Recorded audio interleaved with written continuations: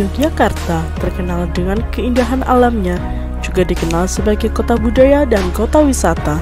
Yogyakarta juga dikenal sebagai kota pelajar. Lebih dari 100 perguruan tinggi ada di Yogyakarta.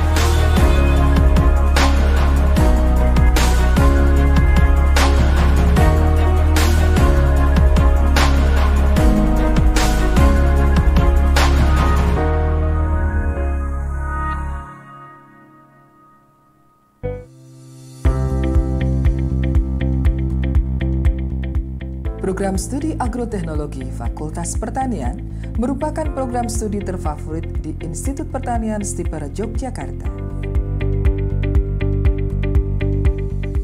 Program Studi Agroteknologi memiliki tujuan 1. Menghasilkan lulusan yang kompeten di bidang agroteknologi dalam sistem industri perkebunan, mempunyai wawasan kebangsaan, dan mampu secara aktif mengembangkan potensinya. 2. Menghasilkan ilmu pengetahuan dan atau teknologi budidaya tanaman yang berguna bagi masyarakat, bangsa, dan negara.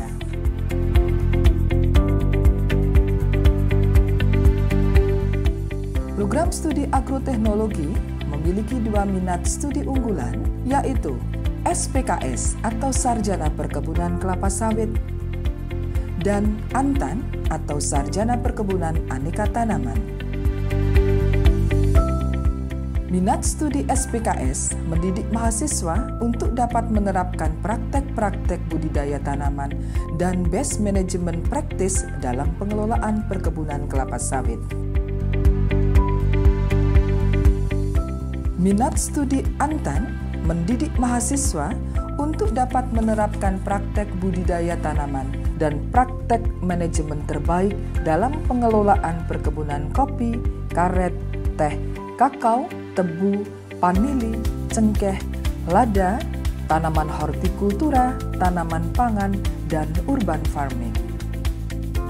Program Studi Agroteknologi Fakultas Pertanian memiliki fokus kompetensi di bidang perkebunan.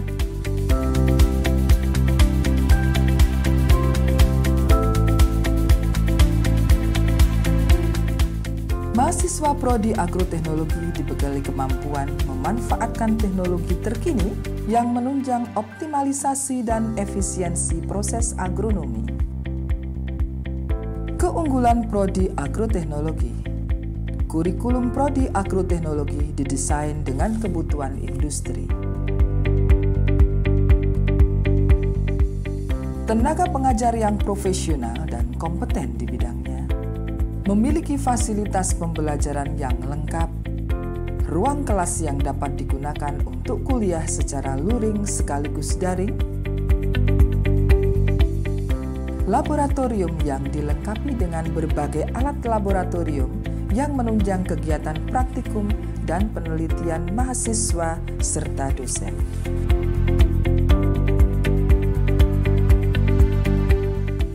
Mahasiswa dapat mengambil dan menganalisa data secara otomatis dari stasiun cuaca otomatis atau Automatic Weather Station yang dimiliki oleh Institut Pertanian INSTIPER Yogyakarta. Smart Greenhouse merupakan tempat praktek budidaya tanaman secara hidroponik yang dilengkapi otomatisasi untuk pemeliharaannya. Kebun praktek digunakan untuk memfasilitasi praktek budidaya dan penelitian bagi dosen dan mahasiswa Prodi Agroteknologi. Terdapat 3 kebun praktek yang dapat digunakan, yaitu KP2 di kampus INSTIPER, KP2 di Kalikuning, dan di SIT Ungaran. INSTIPER memiliki perpustakaan dengan berbagai koleksi buku, jurnal, dan referensi dalam bentuk fisik maupun elektronik. Program Studi Agroteknologi telah menjalankan program Merdeka Belajar Kampus Merdeka bagi mahasiswanya melalui kegiatan praktek lapang dan magang di perusahaan ternama. Praktek lapang dan magang menjadi sarana bagi mahasiswa untuk mengasah keterampilan dalam bekerja dan mempraktekkan teori di perkuliahan sehingga mahasiswa dapat menyerap ilmu dan pengalaman di luar kampus. Dengan kurikulum yang telah disesuaikan dengan dunia industri, lulusan dari Prodi Agroteknologi menjadi sarjana siap kerja. Perkenalkan, nama saya Atmojo Sriwinahyu. Saya dilahirkan di Kota Solo, Jawa Tengah. Saya angkatan tahun 1988, jurusan budidaya pertanian, minat perkebunan. Jadi saya meniti karir di dunia perkebunan ini sudah 25 tahun, seperempat abad.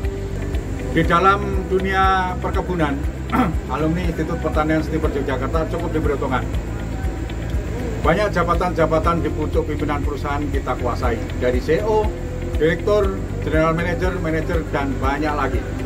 Untuk itu adik-adik semua, jangan ragu-ragu meniti pendidikan di Institut Pertanian Yogyakarta. Mari kita raih masa depan yang gemilang, kita taklukkan dunia perkebunan, kita maju bersama dengan kampus INSTIPER Yogyakarta.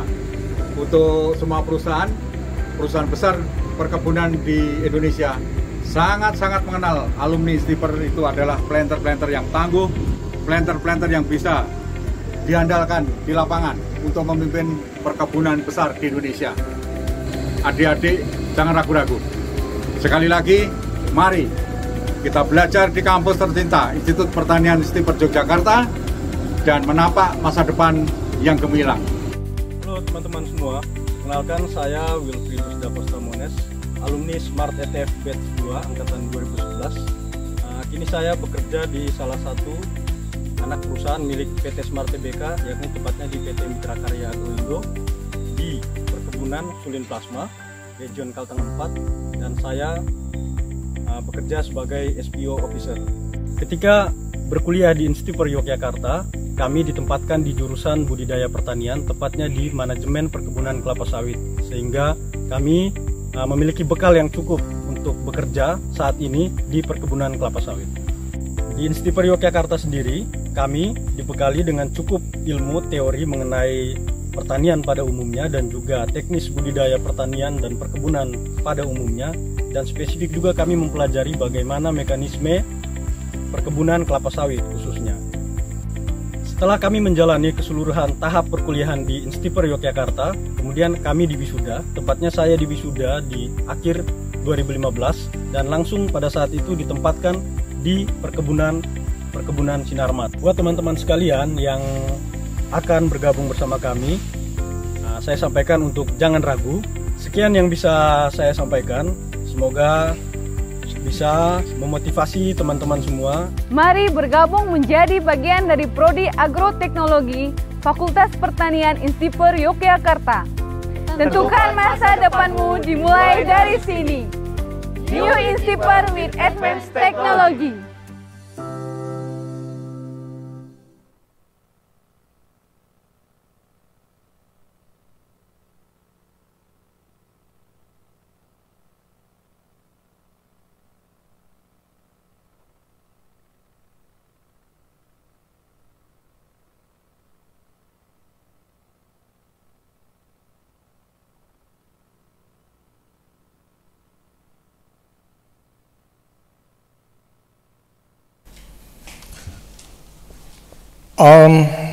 Dear participants, very good morning. Assalamualaikum warahmatullahi wabarakatuh. Bonjour. By mentioning Bismillahirrahmanirrahim, asking the best prayer from the God Almighty, the most merciful. Hereby I declare that this Studium General, the general lecture, is starting. The forum will be conducted in English, but anyhow, most of the participants are not quite familiar with English as the instruction language. Then I allow the participants to communicate and discuss anything in Indonesian, and we try to convey your messages, your questions, your comments into English so that the discussion can be kept effective. We have a protocol for the participants and how to join this forum, the Studium General.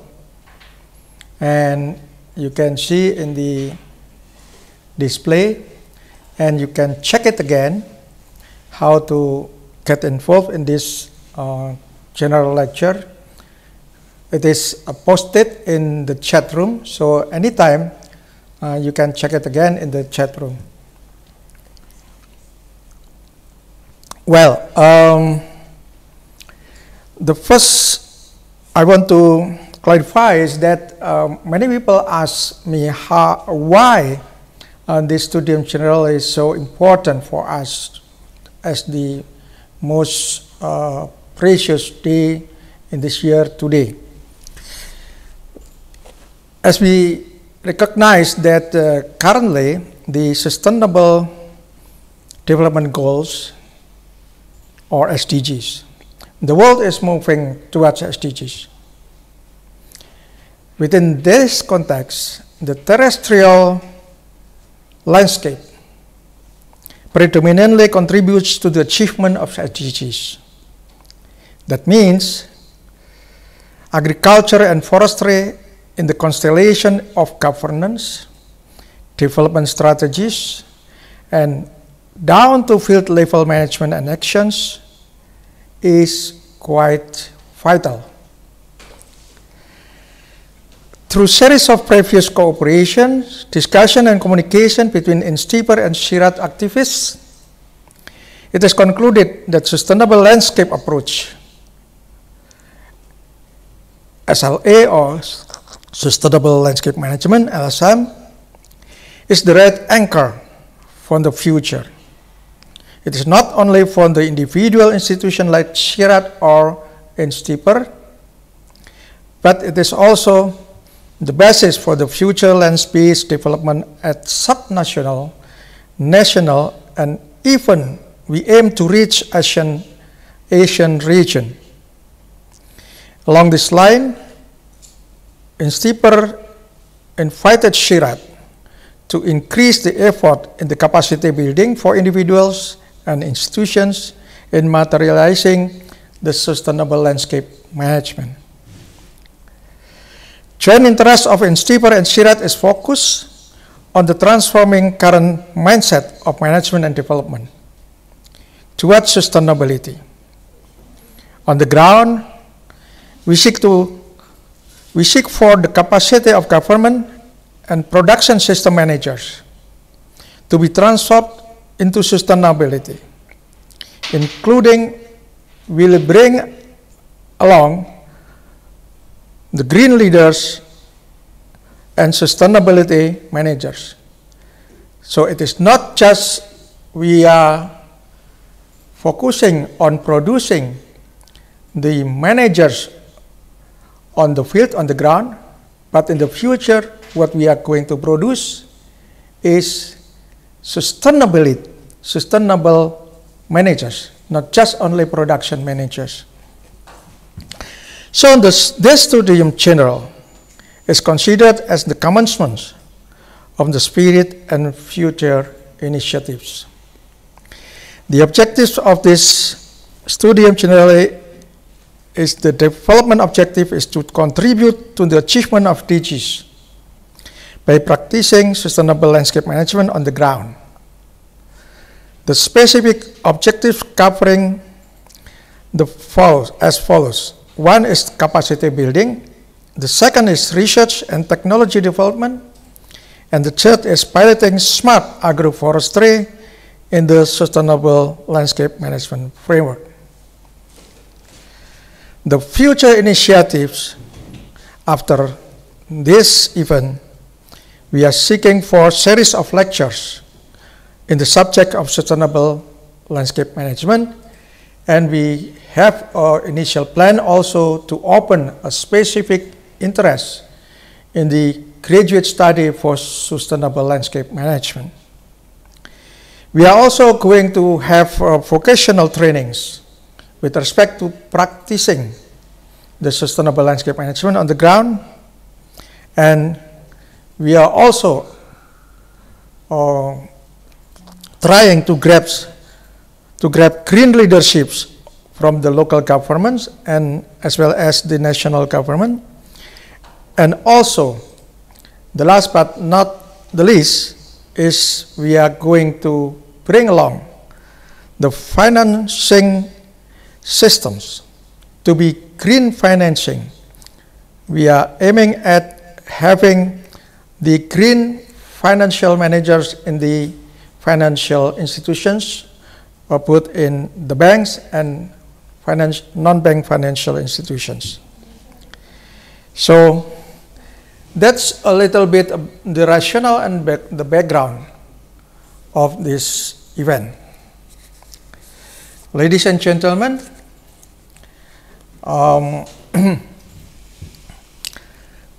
we are very happy to have Professor Alain Rival from Sirat for this very important event. Professor Alain Rival is the Regional Director for Southeast Asia ASEAN island countries, including Indonesia, Malaysia, the Philippines, Singapore, Timor-Leste, and Brunei, and the focal point for oil palm at Sirat, the French Center for International Cooperation in Agricultural Research for Development. Professor Alain Rival is an agronomist by training and a plant molecular physiologist.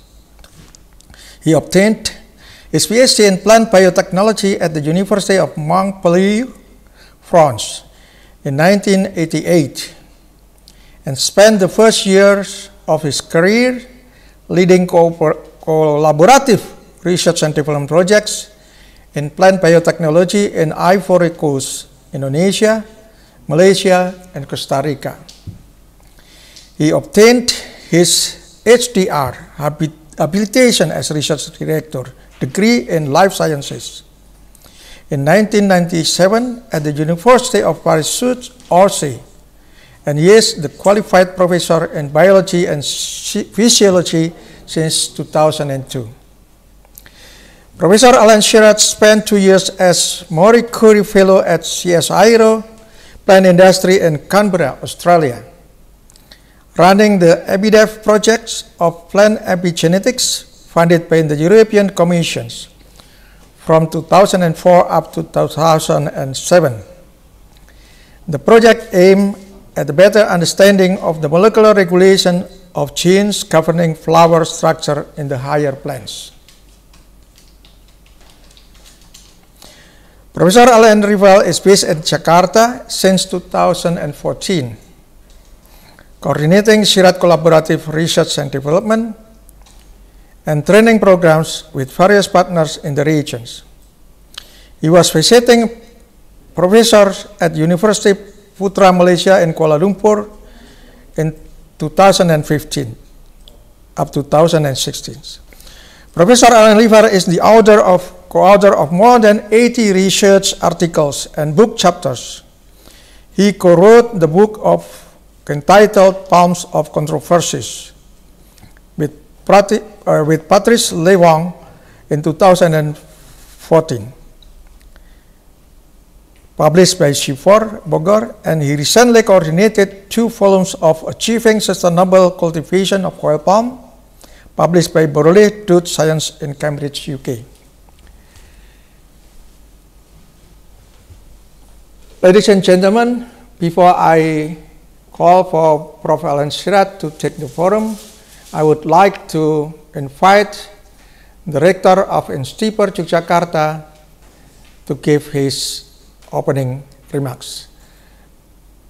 Dr. Harsawardana, the forum is yours. Okay, thank you, Pak Agus, Dr. Agus.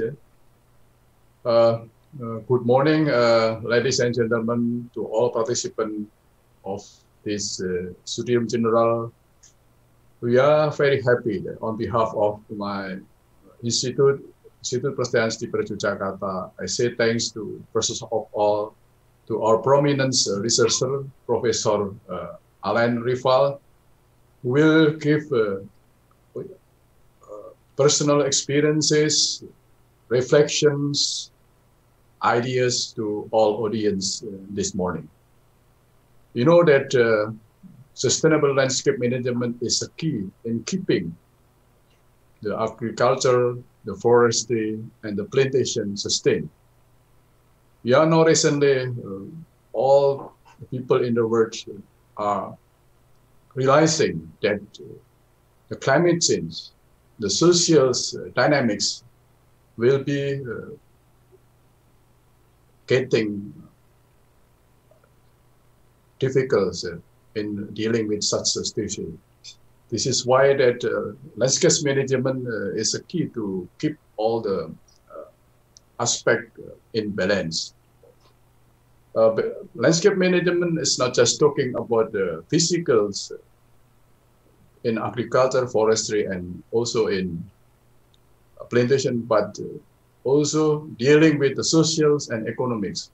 We know that this kind of thing will be a key, or will playing key role in keeping the sustainability of our agriculture, plantation, and forestry.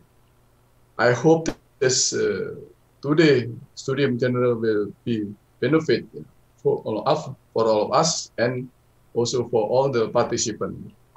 And this Studium Generale is open to all graduate students, undergraduate students, and all the people who also interested in landscape management. And thanks to Professor Alain Rival that also provide his time and also giving this lecture for sharing his personal experiences, reflections, and ideas. Thanks, and I hope that you all enjoy this lecture. Thank you. Well, thank you, Pak Dr. Harsawardana. It's a quite strong message for all of us. Ladies and gentlemen, participants, before I give the time to Pak Alain Rival, I would like to mention some points. The first is that the lecture will be conducted in English, and we will be having about 90 minutes for lecture and discussion. I would like to suggest you to have your comments, questions being posted in the chat room, and I will collect the questions, comments, and convey to Professor Alain Chirat. You may express your comments, your questions, both in Indonesian or even better in English. And you may ask anything when the lecture is still going on, any ideas, any initiative, any question mark, please do not hesitate to put it in the chat room. Now, without longer ado, I would like to request with honor Professor Alain Rival from Chirat. Professor Alain, the forum is yours. Thank you very much. I hope you can understand me well. The sound is okay? Agus? A little bit louder, Prof. Trying to do so. Trying to do so. My microphone.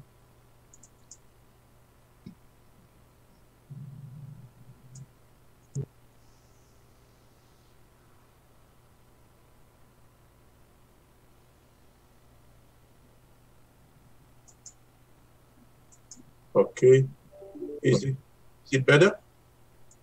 Much better. Fantastic. Thank you very much, Agus. It's good to be home again, I would say.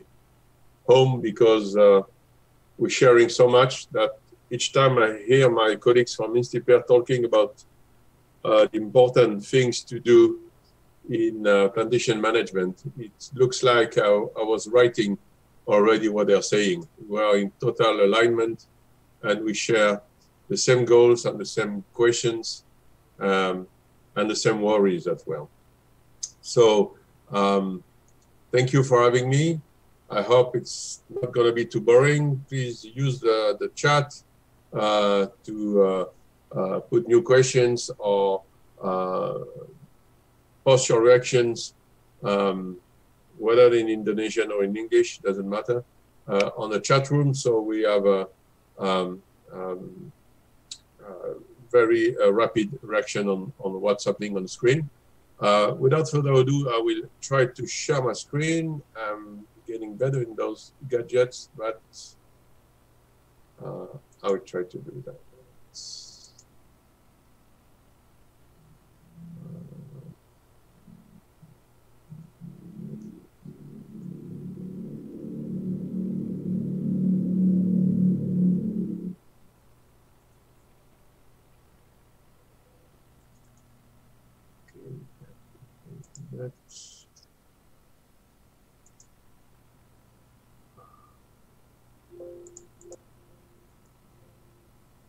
Is the screen okay for you?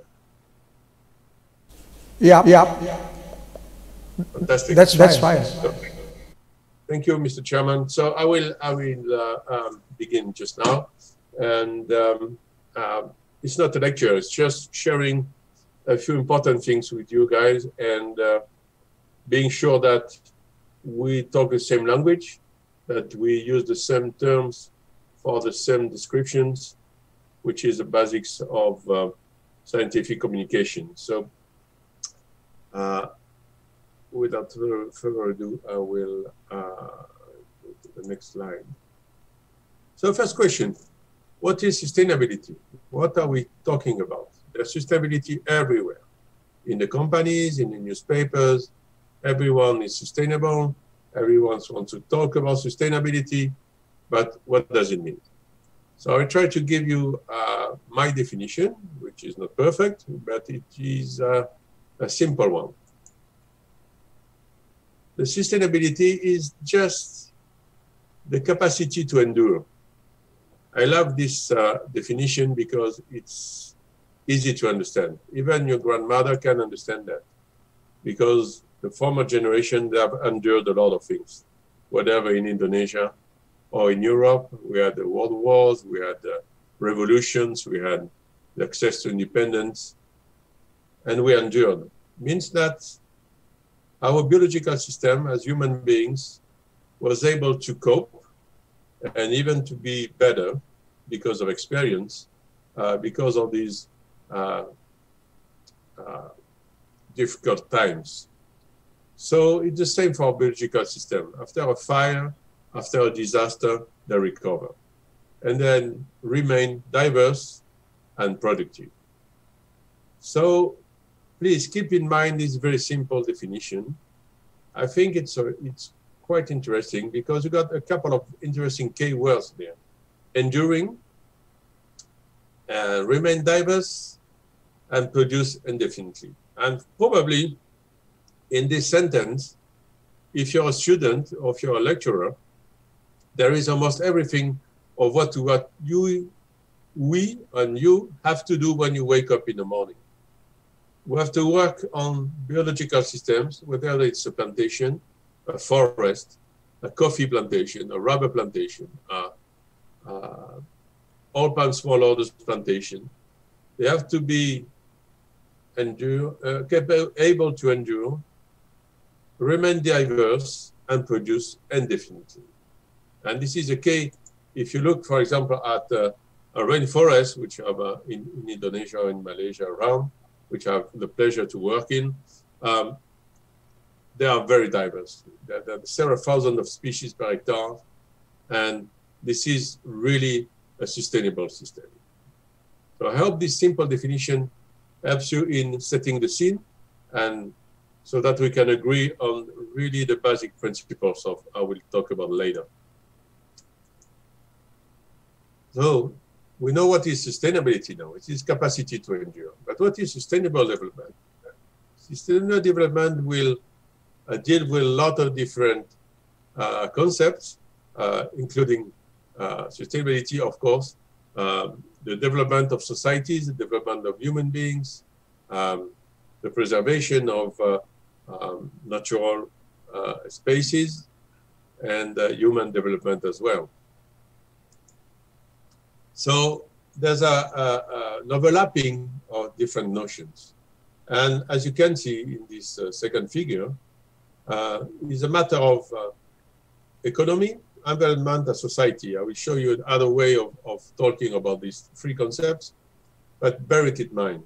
We have the kind of triple pillar, which is economy, environment, society. We can call it profit, planet, and people, the three Ps. And at the intersection of the economy, creating jobs, creating prosperity, and the environment, which is the preservation of natural resources, and the communities. People want to develop. People want to have access to school. People want to have access to the hospital. So they want social equity, that they want to be treated the same way.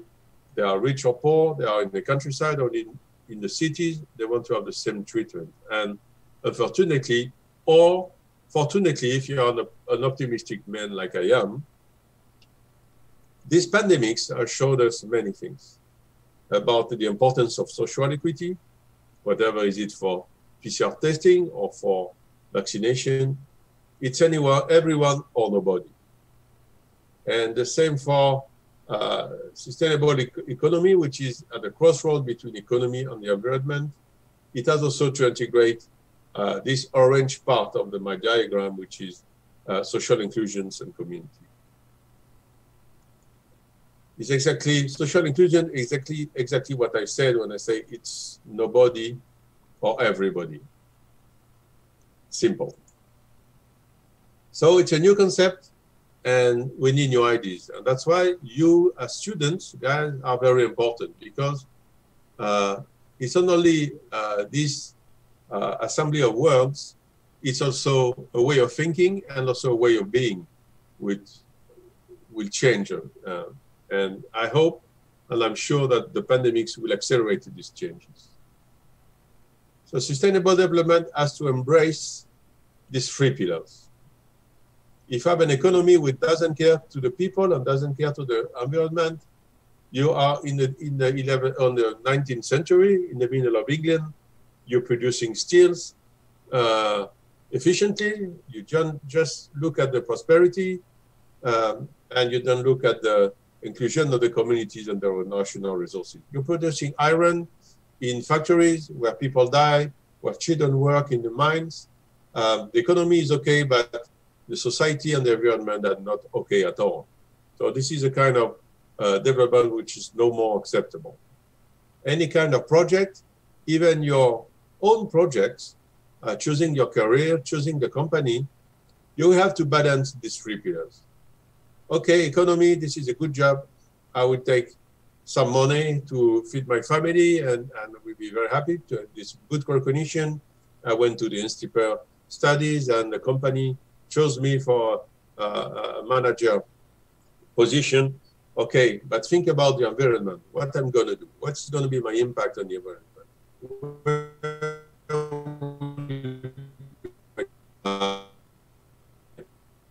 This will be connected with the community. Do we have?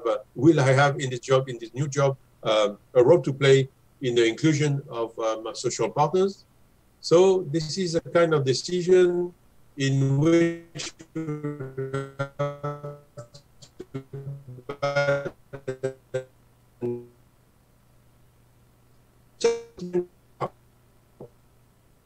the question, do I really need a car? If I live in Jakarta, I don't need a car. I don't need to have another car running in the streets, maybe one day per month, because it's all traffic jams and I better go through a jack or better go through a taxi which is already working. No use to put another car in the system. So any choice in your life is based on these three pillars: economy, environment, and society. Think about it. Think about any decision you took recently. I want to visit my grandmother. I want to go to Bandung. Do I take the train? Do I take the bus? Do I take my car? What are the advantages? And this is very interesting in terms of making your brain working. I recently bought an electric car in France, and we had this discussion in the family, and we end up deciding according on these three pillars as well. The car is more expensive, it's good for development, but if it's not a long range, so that we have to use the means given by the community, the train or the plane. So the society is also part of the decision. Okay. And Pargus was clever enough to talk about the sustainable development goals. Why I'm talking about that? I would not give you the lessons on that. It's just to show you that this question of sustainable development is something which is on the agenda for all the countries, all the countries.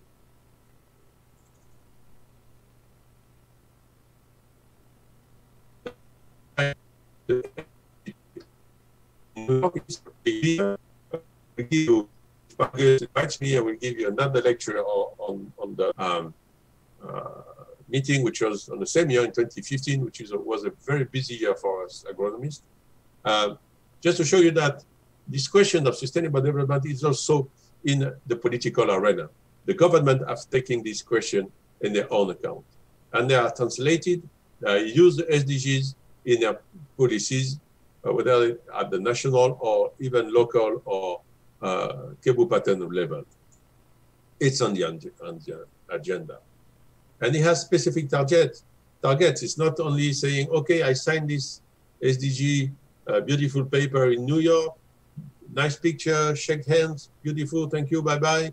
No. It's not thank you, bye-bye. There's specific targets and schedules to fulfill, to follow these SDGs. It's a commitment. Think about this well. I commit myself as a government to follow these SDG goals. It's not just blowing in the wind. It's something which shaped my economy, which shaped my way of doing business for the coming decades or maybe later. And it's not something which is only on the newspapers. It's something for which you have to do your part. If you look at the SDGs, I will show you them in details, you will find everything which is of your very close range, which is really a matter of questions for you on everyday life. And question you discuss with your parents, discuss with your friends, discuss with your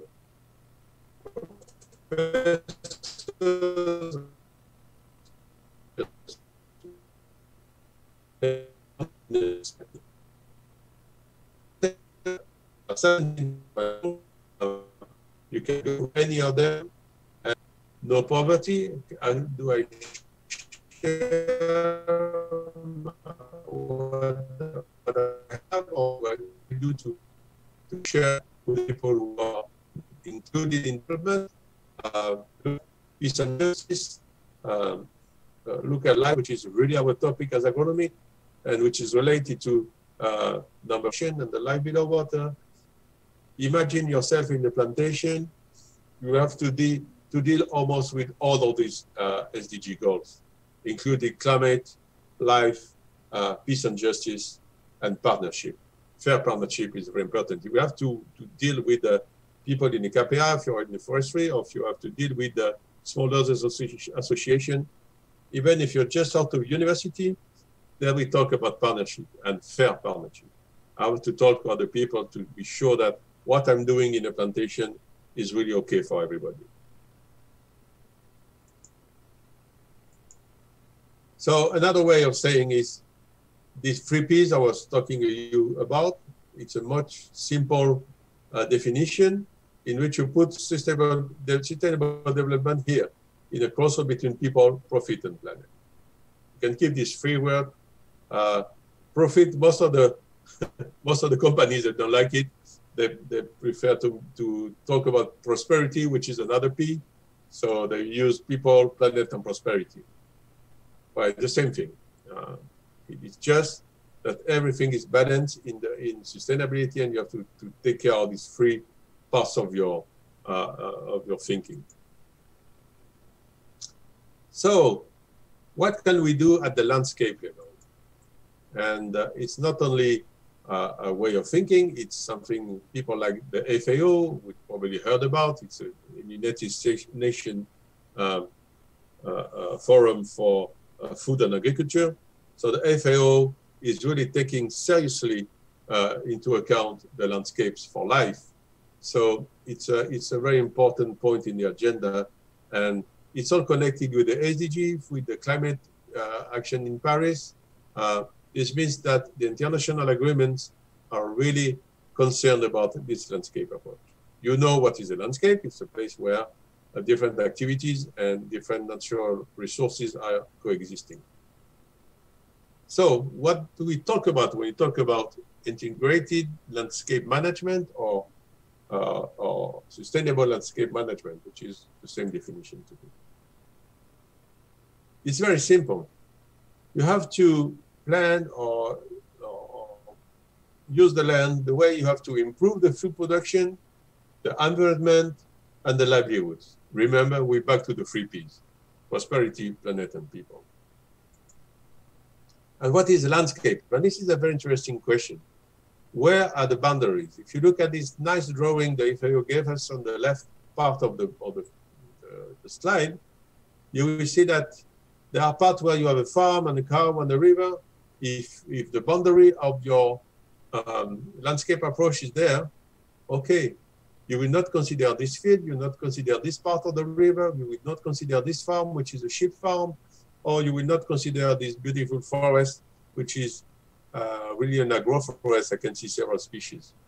So if you put a square here, you have a landscape. If you put a square here, you have a farm, which is not the same way of thinking. And I will show you that you can be sustainable either in the landscape or in the farm, and both, probably.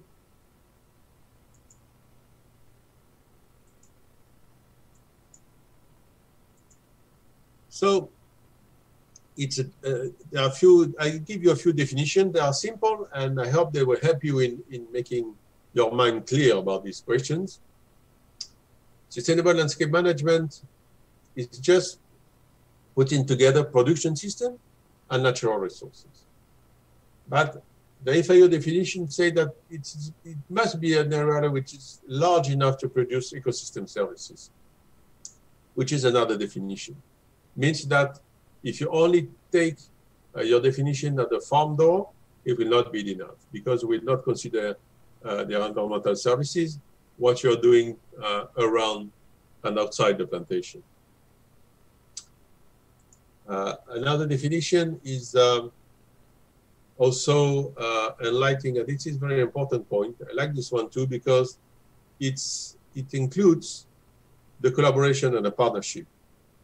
It's not something, when you decide to make your landscape sustainable, it's not something you do by yourself.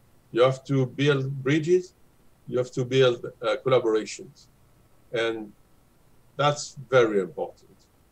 And I put those two definitions in my slides because one is more a geographical definition, and this one is more social definition. But the two, both are valid, and we have to compromise between those two definitions. So what is the landscape? And this is very, very interesting, because you can define the landscape in many ways. In a political way, means my landscape is my governmental division, my governmental district. These are the provinces in Indonesia. Okay, I consider the landscape as a province. Simple, it's acceptable. Some people say, well, a landscape is a watershed. The landscape is defined by the hydrology. Those people share the same resources, which is water, and they will have to manage forests, they will have to manage the water streams, they will have to manage the industry, which could be a source of pollution, but also a source of job and prosperity. You have to manage agriculture, plantation or smallholder agriculture. They will have to manage agro-industries. Like you see this big farm here with the silos here. And they're also, and that's why I like this very small cartoon, because it's also considered the landscape which is under the ground. Think about it. When you talk about resources and watershed, there are a lot of things which are occurring under the ground. Springs, sources, and so on. You can also define your landscape by the economy, but also by the agricultural definition. You have this agroclimatic zone, for example, here in Indonesia, for the whole country, with a different definition of dry land, lowland, islands, irrigated, swamps. If you look at Java, it's a very nice mosaics of those different agroclimatic zones. So you can define your landscape and say, okay, my landscape is dry land with dry climate, just like in Timor-Leste, for example, or my landscape limits are other irrigated perimeters. You choose where the borders are and where the limits are, but it's an important question to show which kind of definition you're using. And a very interesting definition is also cultural. This is Machu Picchu. I was lucky enough to go there when I was a student. Beautiful place. Hard to climb there. It's very high in altitude, but when you're there, you can see that. Of course, there's culture. You cannot do everything here. You cannot destroy everything here and make a cornfield. The cultural heritage of the landscape here is very important. So culture and history and these kind of notions are very important. You cannot develop a plantation on a cemetery. You cannot develop a plantation in places where people are considered sacred places or sacred woods, sacred temple. If you're in Bali, for example, you cannot develop that and consider it as an open landscape. It's something which provides a boundary of your landscape. And of course, if you got a national park, there will be a physical boundary. You cannot go there. It's forbidden. So this is the limit of your landscape. So just to show you that with a couple of examples, the definition can be political, liturgical, cultural, whatever, agricultural, but you have to consider that. This is another definition of a landscape, which is by ecology. This is a rainforest in Malaysia. Okay, this is another landscape, which is uniform. And if you develop the landscape, or if you protect the landscape, it's quite homogeneous. So the boundaries will be the boundaries of your rainforest area in this case. I hope it's clear. If it's not clear enough, if you've got questions, please send them to our dear moderator, and they will translate and give your question to me. So we have to understand the landscape, because it's a system in which the society, the culture, the economic elements interplay, and they interplay together with the ecology. And giving all that into account, like the FAO does, this is what we have to do. We have provided the incentive for the conversion to sustainable agriculture. Simply wording would say, change your practices, preserve the diversity, avoid deforestation, which is a case subject here in Indonesia, avoid water pollution, ensure the healthy soil. I can give you another conference on the importance of soils, and this is a very important topic. Food security and health.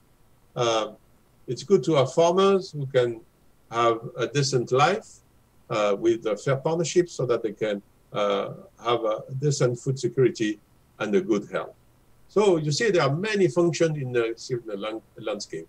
It's a mosaic of different things with a mosaic of different functions. But you can also take action in the farm with different simple things to do. Protect, don't plant anywhere. Restore, which is a kind, for example, of agroforestry. Change your practices, so you will also regenerate the forest, you will regenerate the rivers around your plantation, and you will do some restoration while mixing your crop with some forest trees. Improve. You save time, money.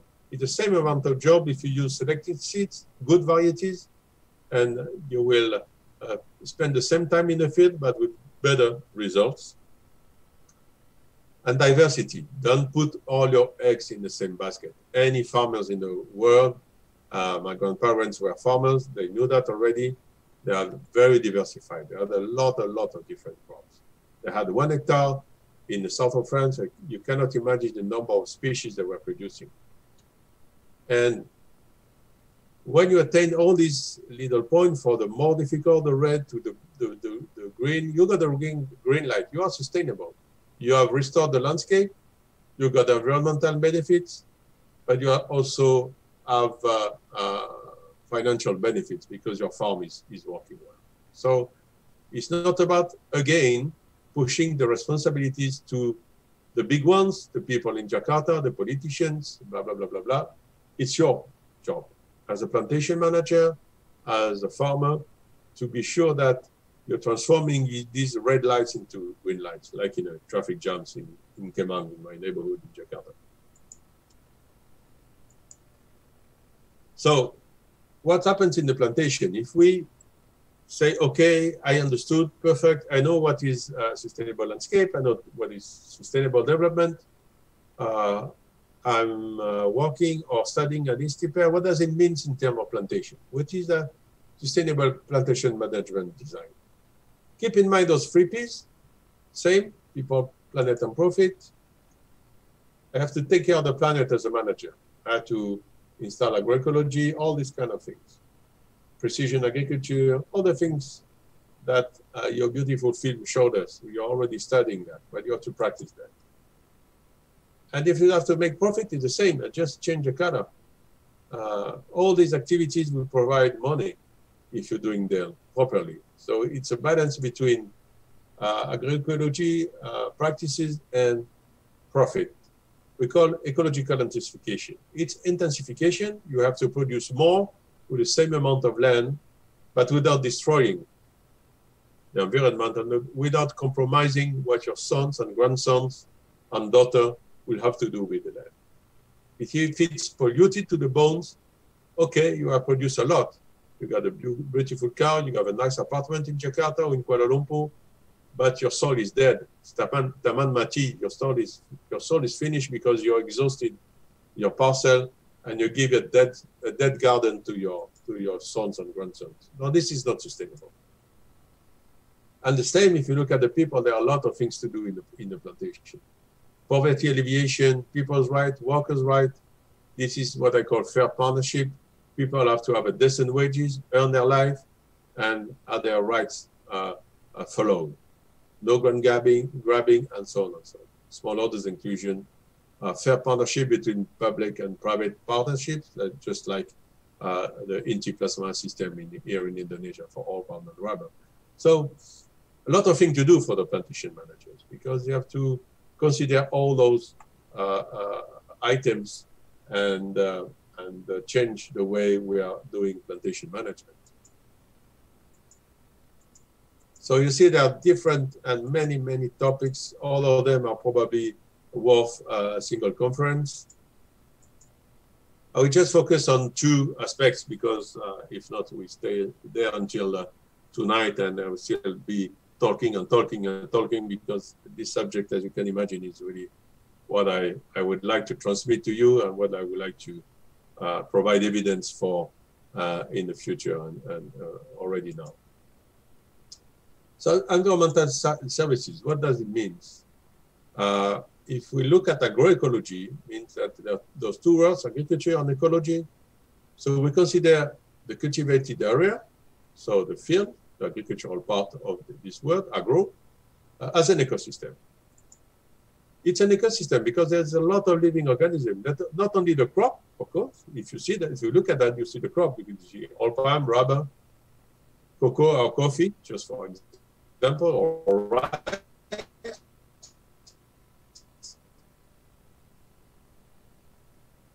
But there are a lot of things. Herbivores, big elephants coming in your plantations, or little insects eating the leaves of your oil palms, fungus in the rubber plantations, and the farmer's choice and practices will have an effect on this agroecology system. So this is a parcel, mainly 1 crop, let's say oil palm. What you put inside, you're planting the material, the seeds, You put water sometime, or you manage to have enough water for your plantation. But you also put pesticides, a workforce. All these things are the cost. All these things are different activities. And what are you expecting is to get the fruits, or the rubber, or the coffee beans. But you have also a lot of biomass, the palms, the trunks, and you have also a lot of contaminants. Think about this good friend of the old palm planters, which is the Ganoderma. It's here. This guy is just around here. So it's part of the outputs. You didn't want it. You didn't introduce it in your parcel, but it's there. And the environment. What is outside my plantation? What is around my plantation? Other crops, or a natural ecosystem like a river or a forest, or human activity. Maybe there's a supermarket here, or there's an airport, or this is a place where there are horse race, like our plantation in Manado, which has been cut by half because of the horse race here. So the environment has an impact also in the environmental services in and around the plantation. More precisely, the environmental services are provided by beneficial organisms, and they are very useful. They are indispensable. The pollination of flowers, the lead abuse in the old palm, for example, contain erosion, which is a leguminous cover crops. These are living elements. It's not technology. It's just using environmental services. Attract the parasites for crop pests. You have wasps. We will kill your leaf-eating caterpillars. You use the nature against the nature. You don't use chemicals. You don't use technology. We just use environmental services. You can install barn holes. You can try to breed the leopard cats to kill the rats. So this is an environmental services too. And it's free of charge. The leopard cat, the caterpillar, the lead abuse will never send you an invoice at the end of the month. Dear professor, you owe me 5 million for my work in the plantation. No, they don't bill you. They don't ask you for money. It's free service. It's free of charge. It's renewable. It will be there next year. The lead abuse has been introduced 24 or 40 years ago. It's still there. If you find a good environment for it, it will live here and thrive here. But they are not machines. They are not drones. They are not satellites. They are sensitive to environmental conditions because they are also living beings. So they are fragile. So you think you are a plantation manager, but you are an environmental manager. You are a sustainability manager. You have to take care of all of this. And there's no oil palm here. The oil palm is just the substrate. All these living organisms are in the plantation, they are not oil palm. Look at the cover crop. Very nice impact on nitrogen fixation, very nice impact on limiting the erosion. If you leave the bare soil after the rainy season, all the good soil has been accepted, all the biomass you have recycled from your former plantation will go into the river or into the water, the running water. This is a beneficial plant which attracts the wasps, killing the caterpillars, as I told you. And this is our beloved barn hole, which are eating as much rats as they can, and they just send you a bill too. It's free services. So you will see all these practices almost everywhere now. Most of the plantations are very quickly adopted this change of practices, and this is very good. It's been a transfer, very quick transfer from research to research and development, and then to the industry. And this is a magic of some sectors like the oil palm sector, that there's a very short lag time between innovation and the use of innovation by the industry.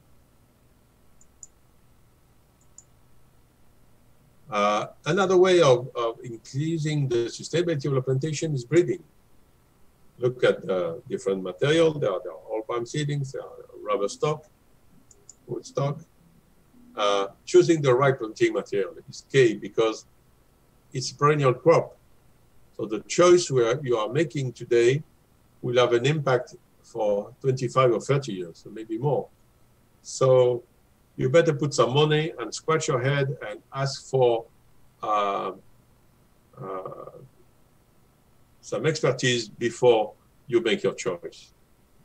If you don't buy from a selected seed supplier, whatever the crop you're talking about, it's a big mistake. Don't buy your seed from this guy along the road, which is cheaper. He said it's IOI or CIRAD material because he just stole the seeds under IOI or a Felda tree, but it's open pollination, so it's not Felda or CIRAD material. It's just a mix of everything. And you will have a lot of problem with your plantation because of off-type materials. And the guy at the factory door will say, no, I'm sorry, this is Dura material, I can buy it from you. So please take back your fruits back to your farm and make compost with it because I don't want it in my factory. So it's a very important decision, choosing the right planting material. It's the first decision for sustainability because it's for you and it's for your sons and daughters too. Use certified planting material coming from a certified reserve station. And select the planting material which are all the desirable trade. Those breeders guys are very good. They have material which is tolerant to Ganoderma, which goes slow and which provide you nice fruits with a good oil yields. They have that in their reserve station. So go there and buy your material from them, not from a guy you don't know who will promise you the moon, and at the end of the day you will be substandard material. Be careful with that. And it is a continuous improvement. The breeding provides 1% per year of palm oil. I've been in this business for, let's say, 30 years, the age of my oldest son, and it's already been a 30% increase in the planting material. So there's no need, if you have a new plantation, to buy the seeds your dad has bought 30 years ago. No, it's like buying your dad's car. It's good if you have to show that you're a vintage lover, like I am, but you don't need to use vintage seed. You have to use modern seeds. So forget about the decision of keeping the same seeds. No, use the most modern, the most advanced planting material, and it will benefit directly into your sustainability. And choosing the appropriate planting material, I'll show you just this, shortly these slides on Fusarium in Africa. I used to work in close to Dabu when I was in Ivory Coast, and looked at the incidence of the Fusarium, which was really a plague in the 60s.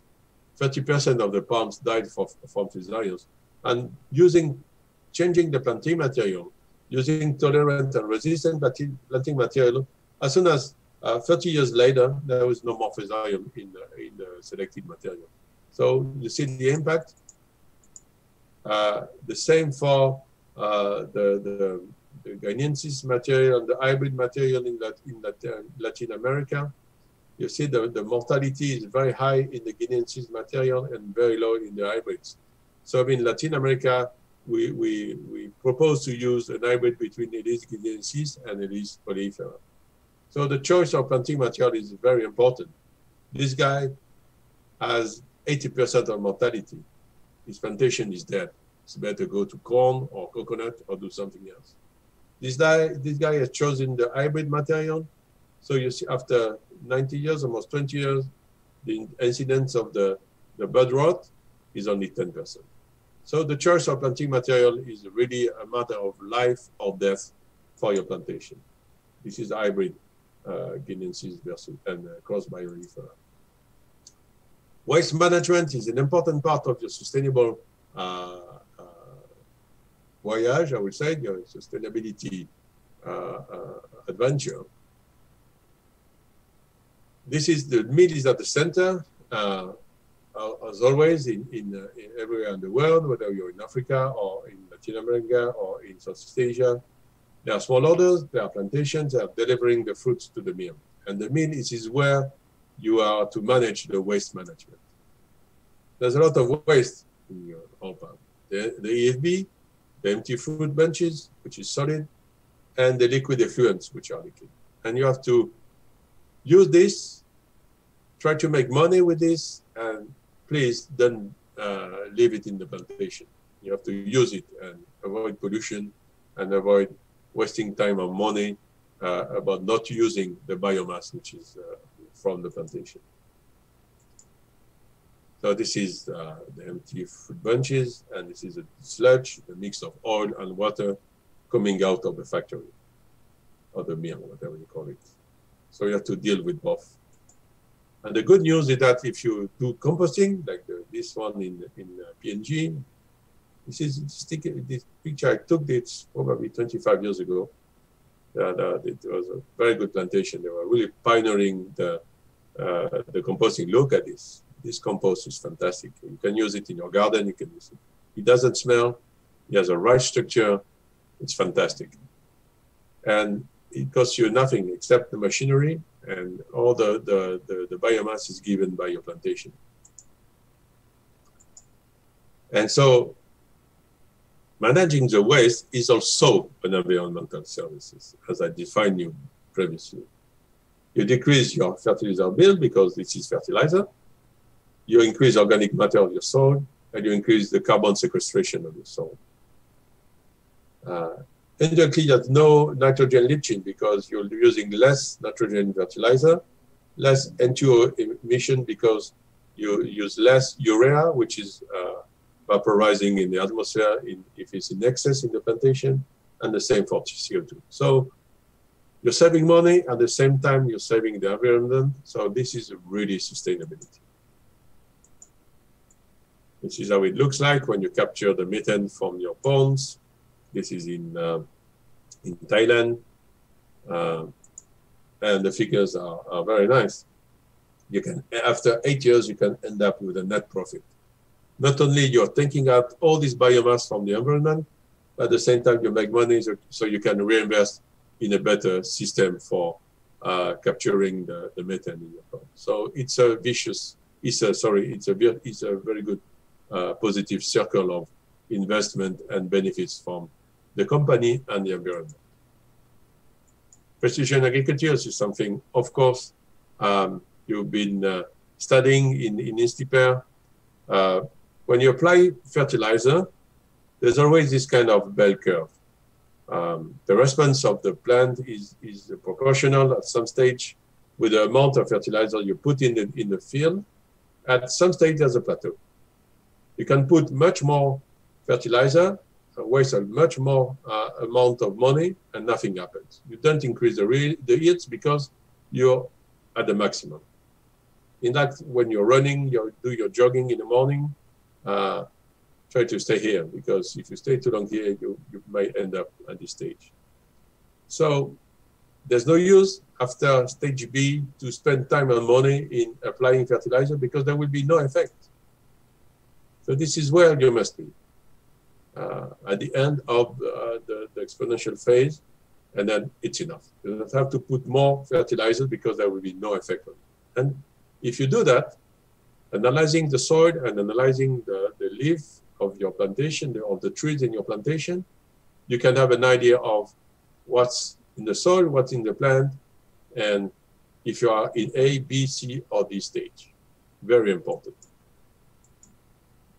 If it's too low, there will be no impact on growth, and you will have both fertilizers, and you have used manpower to use the fertilizer, but nothing, no effect.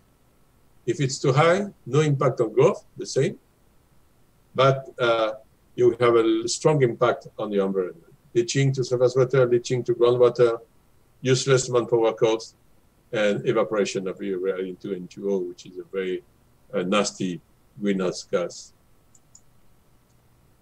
So the research, especially in Sierra, has worked on this very simple table in which you can see if you are, for example, if you use nitrogen sources, if you are critical or if you are sustainable, with simple sets of indicators. So, as you can see, there's a lot of research. Sustainable management relies on research because there's a continuous process of innovation. New planting materials, new technologies, and this innovation has to be transferred into practices. It's on It's good to have a beautiful set of new planting material in your research station, but if you're unable to give it to the planters, it's useless. So the transfer of innovation is very important. And also you have to be very flexible because the management must adapt to a lot of changes. Climate change, of course, remember the El Niño in 2015. International prices, they are good at the moment, but it can be bad. And I would add probably a third point, which is the pandemics or the global catastrophes, which are some maybe or not linked to climate change, but it's something the management has to take into account. If there's a pandemic, you have no more workers in the plantation, you have to adapt. And it's a global, it's not only Indonesia, it's everywhere in the world. The COVID is impacting the manpower in any type of plantations. So there's a lot of things to do for the researchers working, because there's a lot of assets in oil palm, for example. It's a very big, it's a very efficient factory. It's very robust, can be produced by small owners, by big estates. It produces a lot of biomass. Look at this, been done by Serat a few years ago. My friend Christophe Jourdain worked on the underground biomass. Look at that. There's almost the same amount of biomass above the soil and on the surface on the plantation. So if you cut the trees at the end of the cycle, you still have all this biomass staying in the soil with a lot of carbon and a lot of nitrogen coming in. So when people say, yes, your oil palm plantation is destroying the soils, that's not exactly true, because the soil texture and structure is also changing at the end of the cycle of the plantation. So it's a very good biomass factory. If we look at the social aspects, of course, poverty alleviation, the choice of model between nuclear estate, agriculture, growers, and so on and so on, the social impact on the long term, the standards, all this is a topic of research for social sciences. And certifications. If you're doing well, you have to show it and you have to certify it. Those improvement of management practices must be monitored and must be transparent. You have to tell people. If you're doing well or if you make mistakes, tell the people. And there's the global commodity chain. People who are buying your oil, people who are buying your coffee, people who are buying your rubber, your cocoa, they want to know where and by who it has been produced. So there's your market is not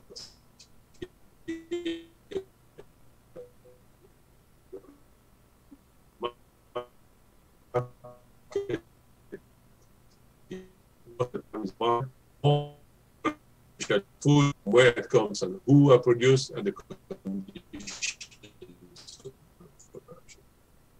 It's all about traceability. And in oil palm, for example, we have standards, MSPO, ISPO, IFCC, and so on. I'll give you another lecture on that if you like it. A few principles.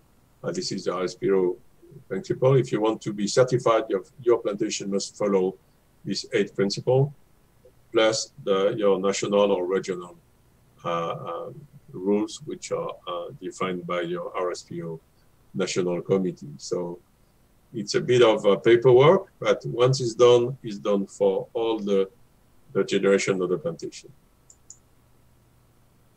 And it's a science-based approach. You cannot say, don't do that or do that. It has to be based on scientific results. So research is very important. So a few words of who are we at CIRAD? We're working for tomorrow's agriculture, and this is a very nice mission, I think. We are a French research institution, so we mostly paid by the French government. We have a network of research and training platforms in partnership, and we work on more than 90 countries. 1,600 staff, 700 researchers, and 250 million euros given by the French taxpayers. So we have to be very, very careful on the way we're using this public money. We have organized our research in platforms, which are scattered all around the globe, as you can see, around the topics. This is our regional platforms. There are 4 at the moment. Most of them are located in Thailand and Vietnam. And of course, you notice that we have to build one in this region, Indonesia, Malaysia, also Southeast Asia, and this is called SALSA. It's a very mature project. We are about at the end of finalizing the status of the platform, and it will be called SALSA, for Sustainable Agricultural Landscape in Southeast Asia, which is really the topic of my talk today. Yes, and SALSA, we have 4K ingredients, territorial dynamics, and the dynamics of deforestation, ecological intensification, we talked about that already, inclusivity of smallholders, academic and vocational trainings, and of course, INSTIPER will be a key part of this effort for the talent project and in Indonesia and the region. For this platform, mixing research, innovation, and higher education. That's why INSTIPER is very well placed to be part of it. A couple of projects we are developing for the platform. Trails, which is creating climate resilient landscape for wildlife conservation. It's all the things we have discussed about sustainable landscape, plus this idea of managing the wildlife, because we are working in landscapes which are all palm landscape in Sabah, in the north of Malaysia. The landscapes are very rich in wildlife. So this is the originality of this project. This is my pictures. I've seen those guys in the plantation. Wildlife corridors, reforestation, while tackling rural poverty. Must have some activities so there's still all palm in the landscape. And we've had to find innovative solution. This is a group of women which are taking care of the nursery and providing these plantlets for reforestation. The partnership is quite simple. One plantation, one NGO for wildlife protection, CIRAD as a research partner, UPM, University of Malaysia as a research partner, and the fundings come from the French Embassy in Kuala Lumpur. So it's complementary partnerships, there are academics, NGO, private, public stakeholders.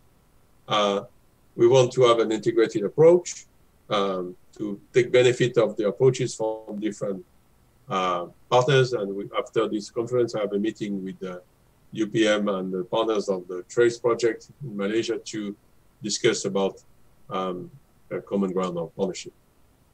Very different field of science, from agronomy to forestry to veterinary sciences. And we also have to work on the livelihoods of people living in this landscape, which is a forest-dominated landscape with a lot of primals as well. We want to build a agroforestry system, want to monitor the wildlife for colonization, but also to study the oil palm performance in an agroforestry context. How the oil palm is behaving, what are the yields, what are the risks of contamination by Ganoderma, for example. All these things have to be documented on the long-term basis. We hope to have this project for at least 10 to 20 years. And of course, climatic resilience. All the planters, they say, they know that if you're close to the forest, the damage of El Niño will be lower. But it's just a saying. We have to document it, and you have to be sure that it's true. And also have socio-economic impact. People have to stay there, earn their life on a decent way, so that they are also partners of the landscape.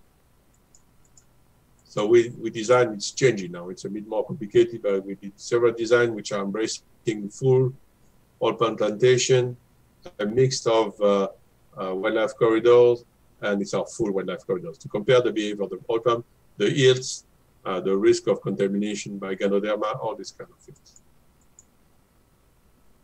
Yeah, we expect to have a nice agroforestry system. We have documented, to have data on the resilience of the system, to have checked the wildlife abundance and biodiversity, and also have an idea of the income for the planters and the smallholders. So the idea is to create a basis to begin thinking about diversification. There's not a single system of planting the oil palm. There are many different, and a document to be sure that it's able to provide new insight in the cultivation of oil palm. Another project inside this umbrella of project is talent. Bring Your Talent. Talent is a training program for sustainable plantation landscape, which is operated by CIRAD with funding from AFD, which is a French development bank. And we want to share our vision for sustainable plantation landscape. We back from the definition I gave you at the beginning of my lecture. And for that, we are working with institutions like INSTIPER of human work with young professionals, not changing from A to Z, but putting new things in something which is already working. Why? Simple. Because plantation managers are facing an increasing number of sustainability issues. There were plantation managers, but now there are sustainability managers. This is a list of tasks they have to do when they wake up in the morning. Global change, quality products, food traceability, my rubber is good, my coffee is good, how better is it? So what is the traceability, where it comes from, who, is it full wash, is it a different process, is it sheet rubber? All this transformation has to be traceable.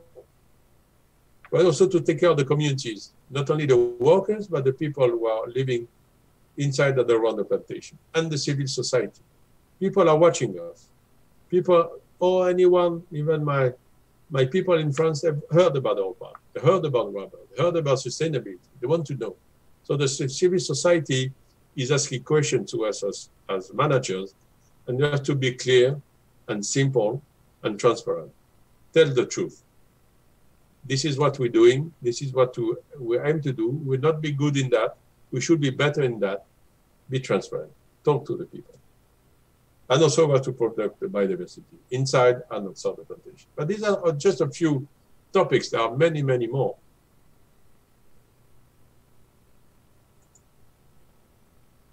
So we will update the courses. We will not reinvent the wheel. We will use the courses which are already existing in different universities. We will use experts in any field when educate the people in the campus. But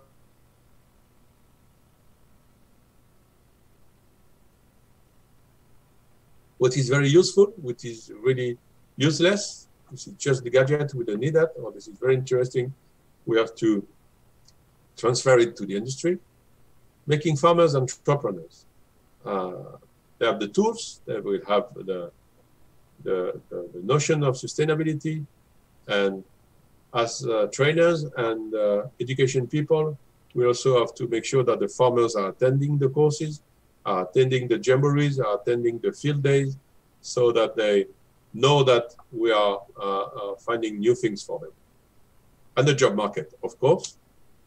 There's a lot of job in the industry, and we want our young professionals, our students, to be prepared to take those new jobs with a renovated idea, with new ideas, with clear ideas on what is sustainability. So the idea is just a few topics, again, connected to the international agenda. I told you already about the sustainable SDGs, Sustainable Development Goals. I can also talk about the Paris Agreement on climate, which is very important. But this is the international agenda. What we do as students or professionals must be connected with this agenda. Because it's very simple. Your government in Indonesia have signed those agreements.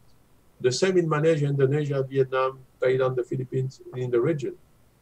They have signed their Paris Agreement. They have signed the SDGs. So they are committed to do so.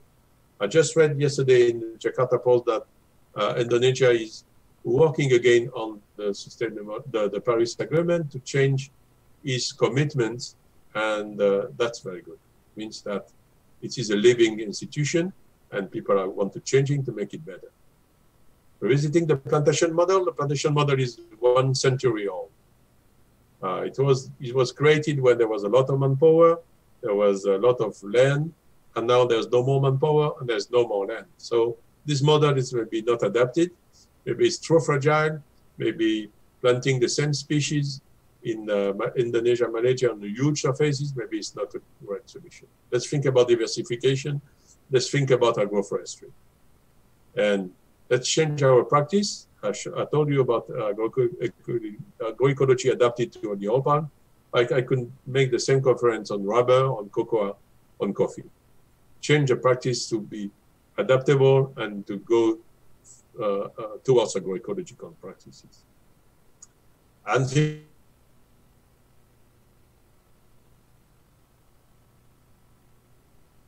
also want traceability.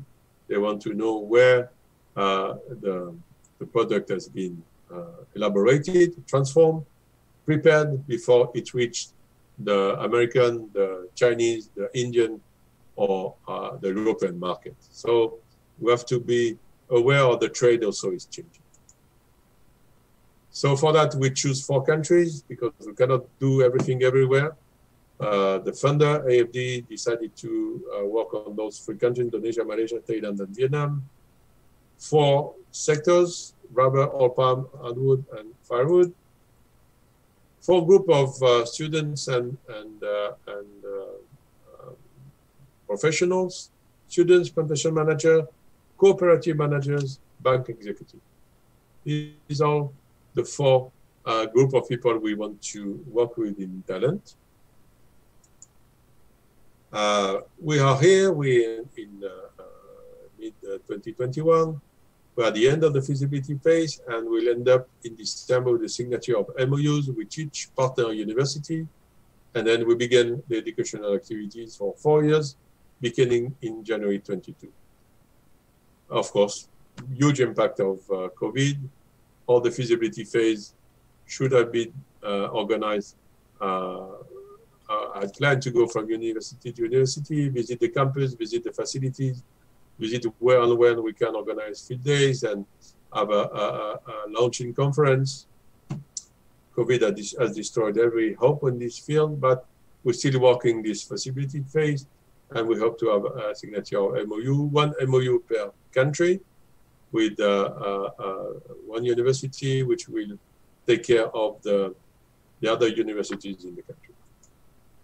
It's been designed by CIRAD, and with money supported from AFD, which is the French development banks, and they will provide 1.2 million euros to develop the talent project, which will be shared by 4 countries and several universities per country and 4 years. So it's not 1 million per university per year, unfortunately. We have to share between the neighbors. Any question? Of course, we got our website functioning now. Have a look at it. Connect yourself to talent program. Send me a message if you like something, if you don't like something. If you would like to put a movie or a slideshow you made with your colleagues, you made with your friends, if you're students, if you already worked on e-learning resources, let me know. Because inside talent, there will be e-talent for electronic talent, which we have to develop because of COVID, which will connect in and organizing our e-learning resources. With that, I thank you very much. I thank again Pagus for inviting me and keeping the momentum alive despite of the COVID. It's a fantastic partnership with INSTIPER. You will see my face very often. I hope so.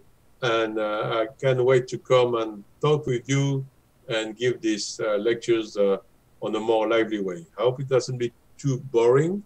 I hope it be of your interest. And I'm really keen to get questions from the floor or questions from my very good friends, Pagus, on any topic related to the sustainable landscape development. With that, I thank you very, very much for your kind attention. And I will be very happy to get your questions from the chat forum, or if we don't have time enough, please. This is my email, very simple, alain.rival@cirad.fr. I'm based in Kemang, in Jakarta. Knock the door, come and see you as soon as the weekend is finished, so we can discuss face-to-face and be sure that we never stop being alive and working on those landscapes. And I'm sure this is the future of agriculture, and I'm sure that Indonesia is really the place where we can have this very nice landscape, mixing activities and resources and natural environment. With that, I thank you again, and I wish you the best of luck, the best of health. Stay healthy, be prudent, get vaccinated, and be very, very, very careful. We have very difficult times, but the hope is here, and I hope to see you again very, very soon. Without, thank you again, and I'm ready to take questions. Thank you very much. Thank you, Professor. It's online forum, so it's quite difficult to ask the audience to give applause to you. Very interesting and very inspiring presentation, lecture.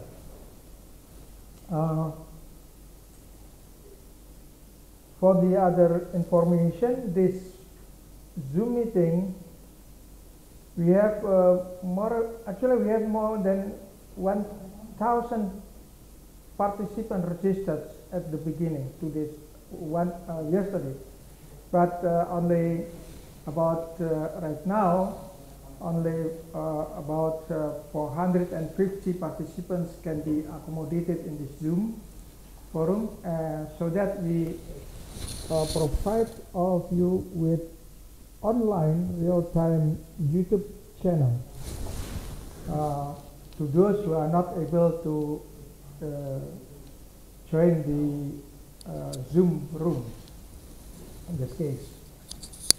Among the participants, we have Mr. Rujai Kartasasmita, a very senior legend figure in terms of plantation, in terms of crops in Indonesia, and Mr. Rujai Kartasasmita.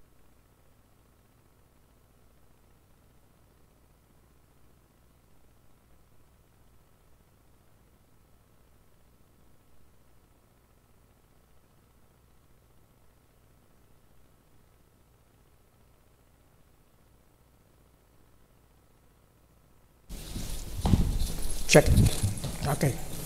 Okay. Again, that we can only accommodate about 450 participants to get in this room of Zoom meeting, and we provide other participants to enjoy the YouTube channel that we provide online. Among the participants, again, I would like to give an honor to Mr. Rujai Kartasasmita. Give my full respect to Mr. Rujai Kartasasmita is one of among the participants. Mr. Rujai is one figure. It is quite a legend to Indonesian estate crops development. Mr. Rujai got French Chirac Award in 1985 to initiate the development of estate crop plantation in Indonesia and cooperation between Indonesia and France.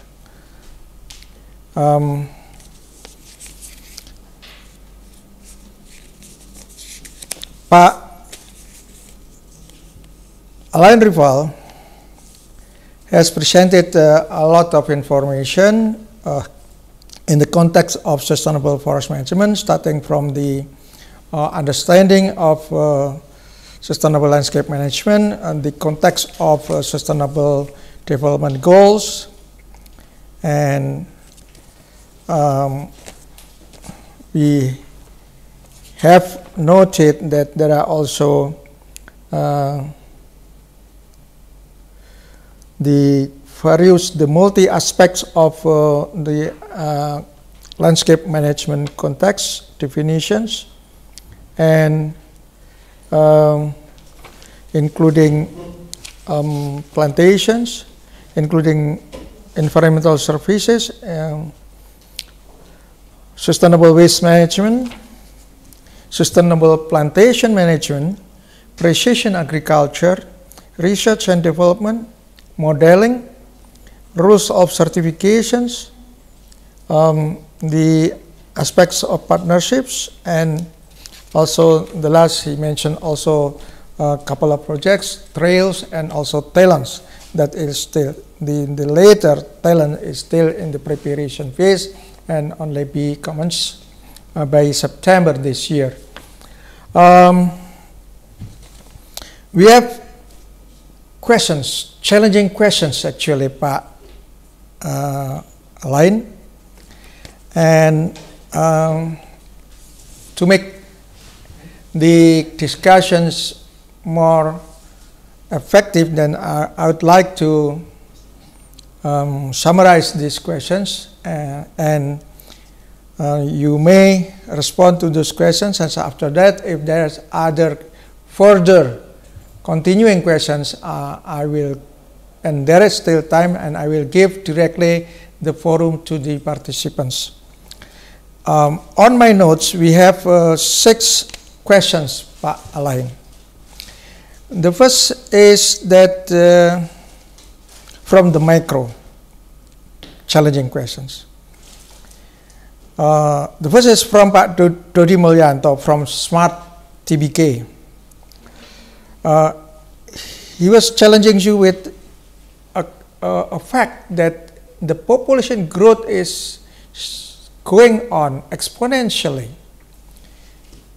With that, then, to what extent the sustainable landscape management can do something on that, particularly in complying to the achievement of sustainable development goals.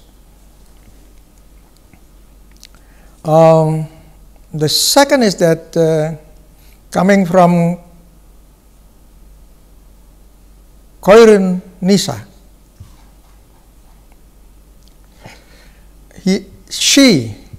I think she, not he. She was asking on how to start with sustainable landscape management on the ground. What steps are to be taken from the initial phase?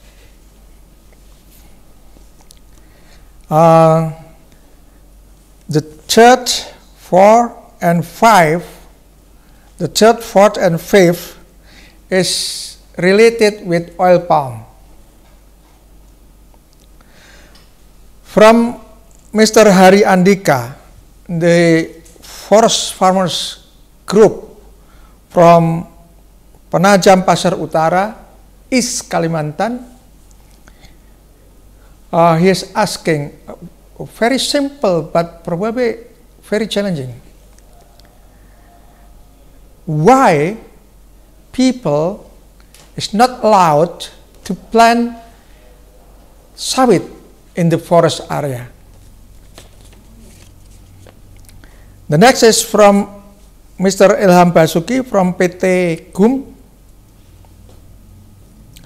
Is there any technology available to use pesticide in the plantations, particularly oil palm? Probably this is related with the development of precision agriculture. The fifth is from Puji Asi. She's a student from the graduate school. This is related with the concern of European Union on oil palm, sustainable oil palm. Why ISPO and our SPO we did that all together, but it's not get a full recognition from the consumers from the European Union. Why? And she further asking whether the partnership approach can help to resolve that issue. The last but not the least, number 6,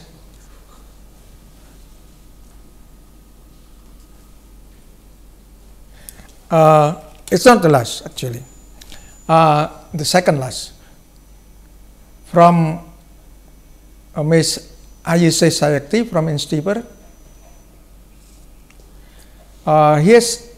She is asking whether it is easy to implement landscape management in Indonesia. Or I would like to reverse the questions. What are the difficulties, the challenges in applying sustainable landscape management in Indonesia? That's probably more challenging. Next, numbers that's the last. What is the last questions?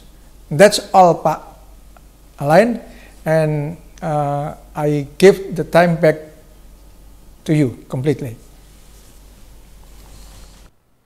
Thank you very much, Pak Agus, and thank you for all the attendants, the ones who are not sleeping already. There are probably a few ones. Very good bunch of questions, and thank you for your interest. I will try to answer precisely and shortly, because I have another meeting in Kuala Lumpur with UPM in 15 minutes, so it's okay. I have time to go through all your questions. How to cope with the exponential growth of populations, and is it a problem for implementing sustainable development implementation? No. The answer is no, because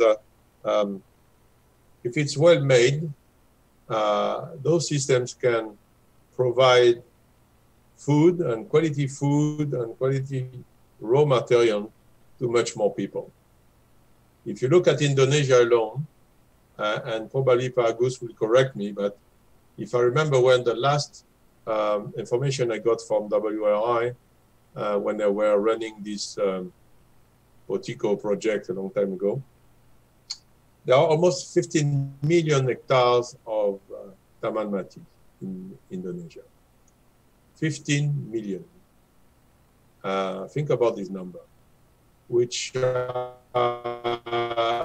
I've been to those places in Mantan, you travel around Samarinda, go north, you will see a lot of Taman Mati. You will see a lot of degraded land which has been burned, which has been deforested, and then thing happened as dead fields in which any kind of development is possible. So before looking at expansion, we'd better look at what's already done in terms of deforestation and what can we do with that. And if it takes 700 years to make a forest, so we'll not transform this Taman Mati into forests because they're burning almost every summer. So we have to develop them and make them attractive to people and then make them productive. So there is room for sustainable agriculture, even in a country like Indonesia, which is growing fast. And maybe these numbers will slow down. If you look at proportion of urban people versus rural people, and it's increasing, of course. I live in Jakarta, so I know that. But you look at the families. The families of farmers used to have 5, 6, 7, 10 children. The families of urban have 1 or 2 children because of education costs and housing costs and where to park the car and so on and so on. So maybe this tendency, even in fast developing countries like in Indonesia, maybe this tendency of growth will probably slow down or might slow down. Question number 2 was how to start on the ground. And I gave you this little cartoon from green light to red light, which answers to the question already. What can be done at farm level? Simple, changing the practices, choose the right planting material, and implement agroecological practices. Reduce the use of pesticide, these kind of things, simple things. Use environmental services. It's not a big change. It doesn't need a lot of money. It's like your behavior in the cities, putting your bin in your garbage in the bin. You can change small things which have a huge impact, and there's no way back. When you ended up in choosing a way of producing which is free of pesticide, you're so happy that your family does not have to handle those nasty products in the farm that you'll never go back. You will change other things, but you will do your best not to be back to the previous situations. It's a kind of new normal, to copy and paste what the president said. Question 3, 4, 5 on oil palm. Why people are not allowed to plant in forest areas because you know the risk. It's mainly a political question of land tenure, a question of mapping. There are a lot of gray zones in the Indonesian maps, especially in Kalimantan. So I don't think that opening the forest to exploitation without control is not a good solution. Every stakeholder must be aware of the risk of deforestation if we begin opening plantation inside the forest. It's not impossible, but once again, it has to be fully transparent and fully open, and with a very fair partnership between NGOs, the farmers' unions, the buyers, and so on. I think that this is a political statement for me, is that the times of I plant and then see what's happening is finished. We are working hard with the INSTIPER people to train the new managers to live this way of thinking. You are responsible. You must be responsible of what you're doing in the land now, because there will not be no way back. So the decision of opening a forest or planting inside a planted forest is a very tricky decision. And as you do at home, if you have a tricky decision to take, it's better to take the advice of as much people, friends, relatives, before taking the decision. So it's the same in this area. These are very tricky areas, and don't forget that the eyes of big brothers are everywhere.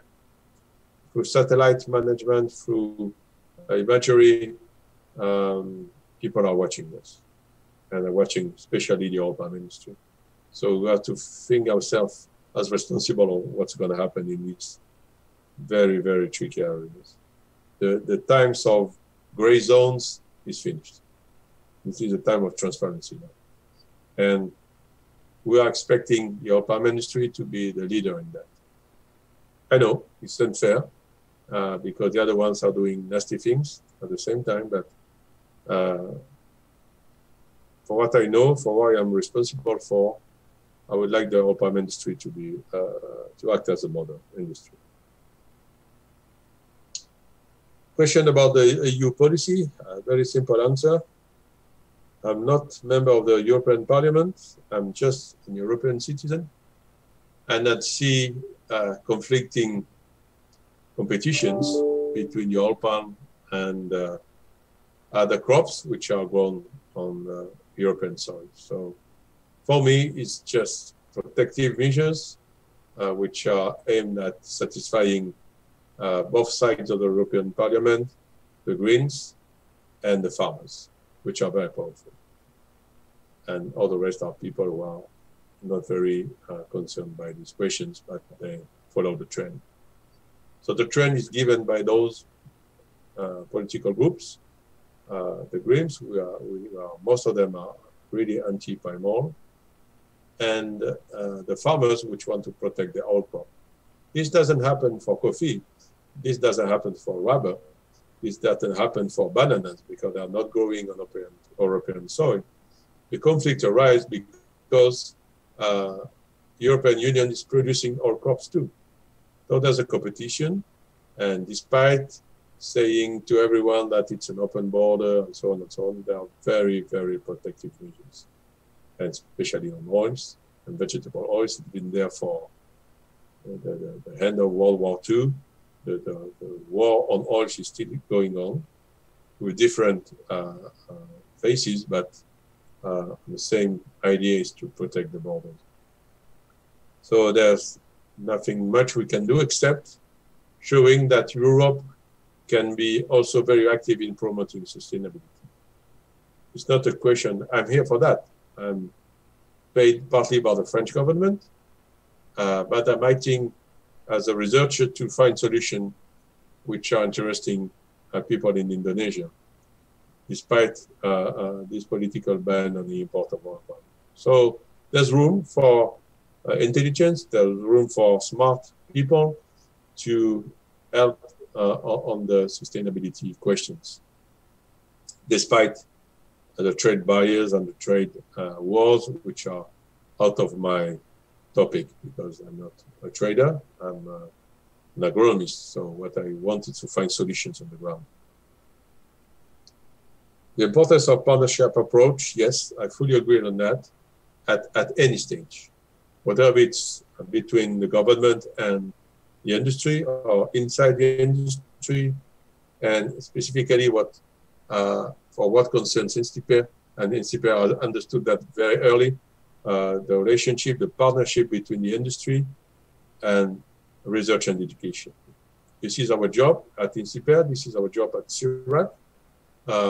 We want to make bridges because our students are the future managers, and the question from the present managers are questions for the future of our students. They want to anticipate what will be their life as sustainability manager in plantations. And for that, we have to show them what is a job, how good it is, how useful it is, how hardly we need them on the ground. Because I'm despaired to see the number of students in Europe, in the US, in Indonesia, in Malaysia, in the Asian region. There are less and less students who are ready to embrace careers in agriculture and environment. And this is a big mistake. It's a much better job, it's a much better career to look after natural resources than to sit in an office in the middle of Keman or in the middle of Kuala Lumpur. It's much better job and useful job, and we have to promote that. I don't know how to do. We discussed about that with our colleagues in INSTIPER, but this is in our plate. We have to be very active and very promotive in the jobs we are offering in agriculture and environment, because they are the future. The difficulties to implement sustainable landscape, they are existing. For people who are interested, there's a full document for the World Bank, with very specific decisions and loans from the World Bank on implementing a sustainable landscape approach for Indonesia. This is on the policy side. But as I told you, I'm much more interested in changing the minds, changing the mindset, and changing the approaches at the farm level. I think this is where we have to begin. And as I told you, it's not that difficult. It's quite easy to change your practices and to convince your neighbors and convince your cooperative that this is the way to go. And support research and development as well, because there's a lot of gaps in knowledge. We don't know a lot of things about agroforestry. We don't know a lot of things about conservation agriculture. There's a lot of topics which are gaps in our training, but gaps in our lecturing and our teaching. So there's a lot of job to do for us as lecturers and practitioners. With that, I have to conclude my remarks, and I thank you very much for your very good questions. Feel free to go through paragraphs. We will convey other questions if I have no time to answer precisely to your request. Thank you.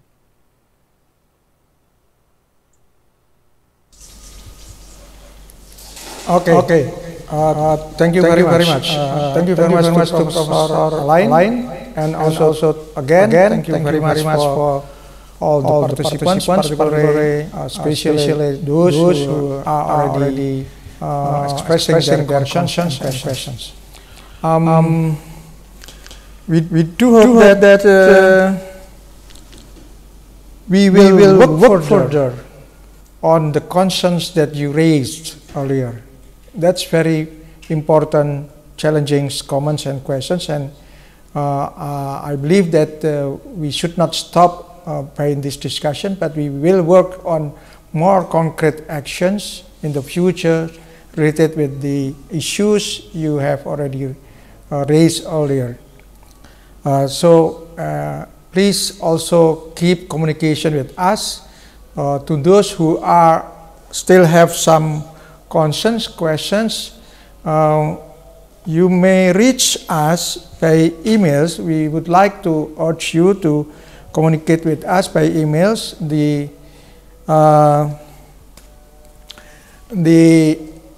address of email has been posted in the chat room, and it is written here. The address is huma, H-U-M-A, at instiperyogyakarta.ac.id.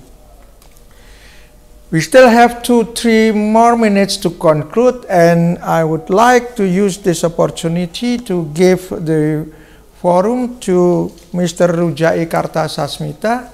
Are you still here, sir?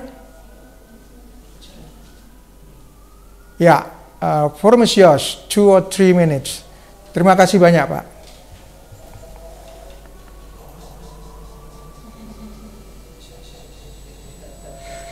You are still muted.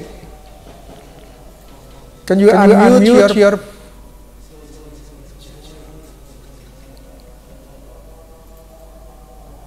We can't hear you. Being a member of the board of INSTIPER, I'm so proud. Okay. Yes. All right. It was really a good presentation, and it will open the eyes of all planters in Indonesia that the future is very different from the past. And INSTIPER is one of the pioneers to ask CIRAT to support their efforts in order to make clear to the young people that the future will be different, especially since the impact of climate change will make life very, very different from the past. Also in the plantation industry. And I would like to propose that during the next webinar, this will be the main topic of the discussions. Because of the climate change, there may be the possibility that new pests and diseases will transform the industry. And rainforests will affect the future. That's why the government is imposing a moratorium at the moment, not to extend the plantations anymore. So thank you so much on behalf of INSTIPER, and I wish you all the best. Thank you so much. Thank you so much, Pak Rujai. Pak Rujai is the board of INSTIPER Foundations. So thank you very much attending this meeting. Ladies and gentlemen, again, time is up, and I would like to express my sincere gratitude to all of you again, and we will see you on the next lectures. We are planning to have at least be monthly lectures on sustainable landscape management. INSTIPER is also seeking an opportunity to open the graduate program on sustainable landscape management in the future. And in the meantime, we are preparing for the conclusion. Please, we will have a photo session. So please open your camera so that we can have all of you in this very precious meeting. I'll give 1 or 2 minutes to the organizing committee to deal with these photo sessions. Please keep your camera open.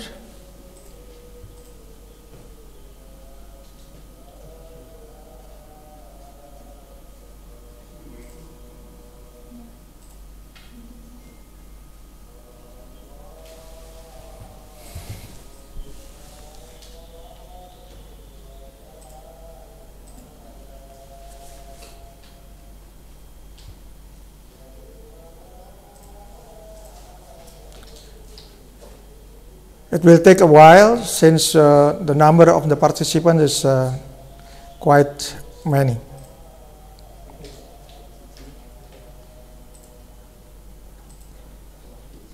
Again, please keep open your camera. Okay, done. Thank you very much. Again, Profesor Alain, Direktur Pak Arsa Wardana, all the honor, respects presented to you. Terima kasih banyak. Wassalamualaikum warahmatullahi wabarakatuh. Au revoir.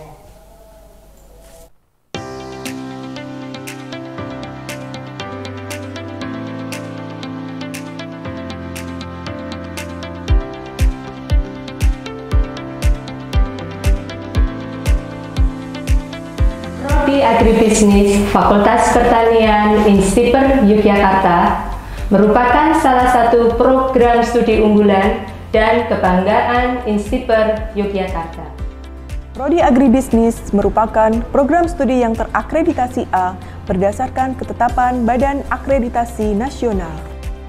Prodi Agribisnis berkomitmen dalam menyelenggarakan dan mengembangkan pendidikan tenaga profesional di bidang agribisnis yang memiliki karakter pengetahuan, keterampilan, dan penguasaan iptek berbasis industri perkebunan serta entrepreneurship.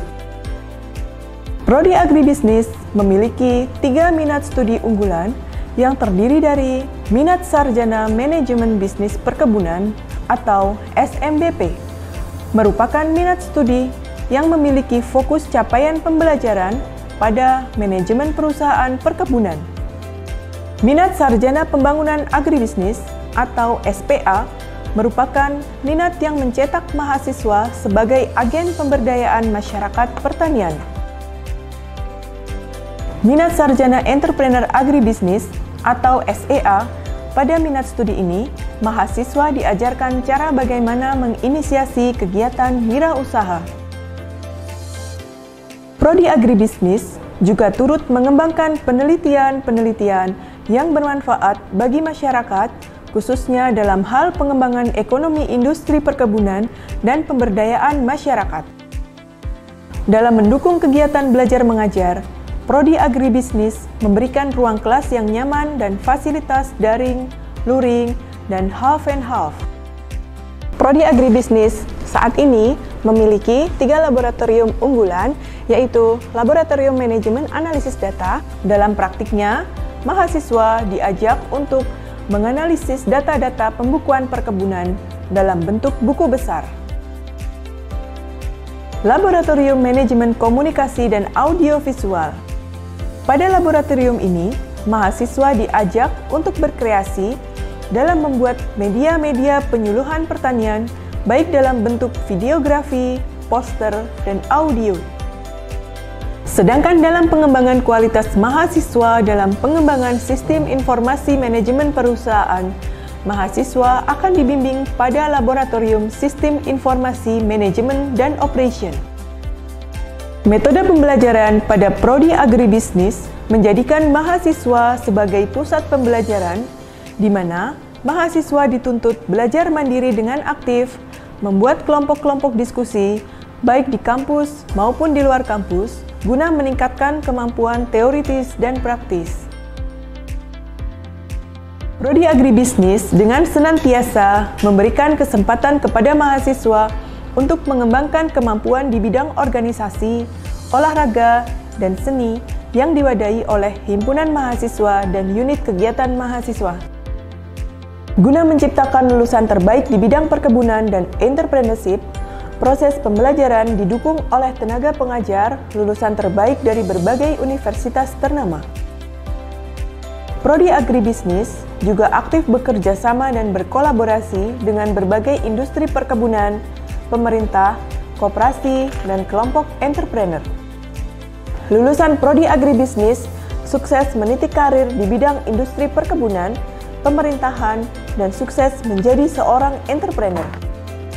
Sivitas akademika dan alumni secara berkesinambungan turut memberikan sumbangsih dalam memajukan Prodi Agribisnis agar tetap menjadi yang terdepan dalam pendidikan, perkebunan, penelitian, dan pengabdian kepada masyarakat.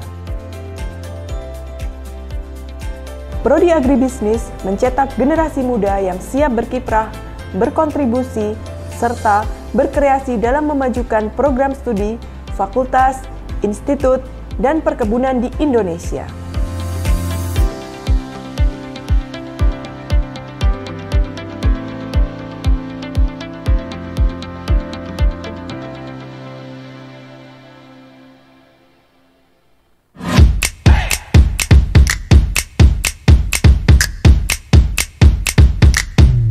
Pemanfaatan teknologi di sektor pertanian, perkebunan, dan kehutanan tidak bisa kita hindari.